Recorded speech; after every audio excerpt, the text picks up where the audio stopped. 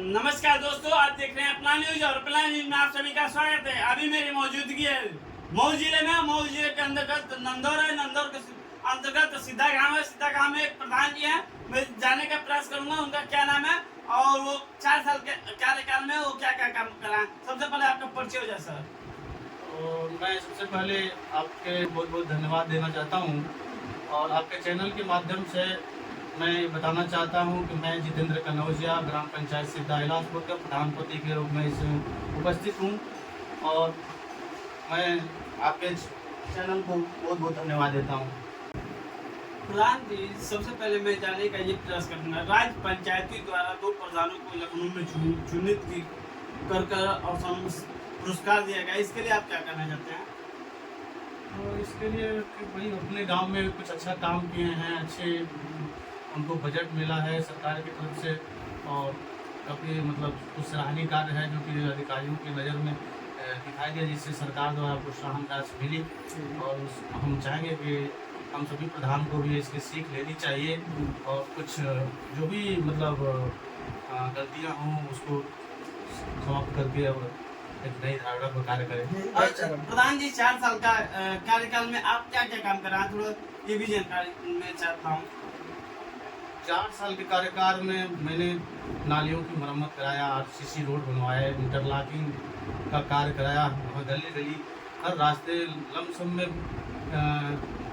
एक आध 2 रास्ते जो गांव के अंदर बचे हैं जिनको हम अभी तक करा नहीं पाए हैं। बाकी इंटरलॉकिंग और सीसी रोड से मैं सारे कार्य करा चुका हूँ। बाकी प्रधान जी, ये बताइए जो है आपके यहाँ शौचालय कितने आए थे? शौचालय तो जो निजी शौचालय है जो वो भी लमसम में 100 के लमसम में मिला है गांव के।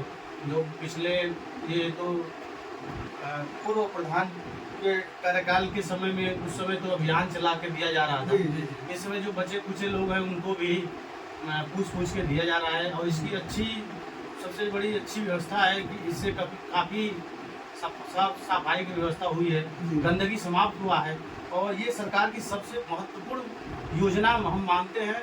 इससे हम बहुत ज़्यादा गंदगी साफ हुई है और हर लोग शौचालय यूज कर रहे हैं। कुछ अशिक्षित लोग हैं जो शौचालय न यूज करके अभी भी अंधविश्वास में पड़े हुए हैं। मैं उनसे भी आग्रह करता हूं कि आने वाले समय में वो भी मतलब शौचालय यूज करें जिससे गंदगी समाप्त हो और बीमारी न हो।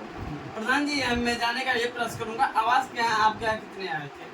आवास तो हमारे यहाँ विकलांग और विधवा आवास आए थे। मैंने 6 विकलांगों को आवास दिया। लक्ष्य कितना? लक्ष्य ये नहीं था। लक्ष्य तो ब्लॉक संबंधित होता है, ग्राम पंचायत स्तर पे लक्ष्य नहीं आता है। इसमें ये है कि मतलब जांच की जाएगी, जो पात्र होंगे उनको दिया जाएगा। प्रधान जी, मेरा लास्ट सवाल ये है कि 4 साल का कार्यकाल बीत गया है और बचा 1 साल। 1 साल में कौन सा काम आपका अधूरा रह गया, इस चीज का आप बताइए। कुछ नाली वाली का काम बचा हुआ है जो पुराने समय से अभी तक नहीं हो पाया है और उसके लिए मैं प्रयास कर रहा हूँ। और एक रास्ता भी है जो कि आईडीओडी जनरेट करा दिया हूँ, वो भी कार्य हम साल भर के अंदर में करवा देंगे। कुछ भुगतान की वजह से सरकार की भाई पैसा न आने के कारण हम लोग थोड़ा सा परेशान हैं। आने वाले समय में सरकार की जैसे भी भुगतान होता है उसके बाद हम लोग तुरंत काम करवा देंगे। सरकार की नई नीति और पहल क्या आ रही है इस समय?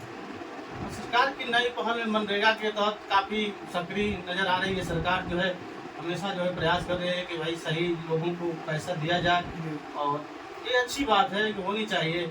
लेकिन अभी धरातल पे बहुत कुछ तो नहीं है, लेकिन दिख रहा है धीरे धीरे सुधार बहुत ज़्यादा हो चुका है। क्या प्रधान जी सही लोगों के खाते में पैसा भुगतान कराया जा रहा है कि नहीं, सही लोगों के ही खाते में पैसा भुगतान कराया जा रहा है।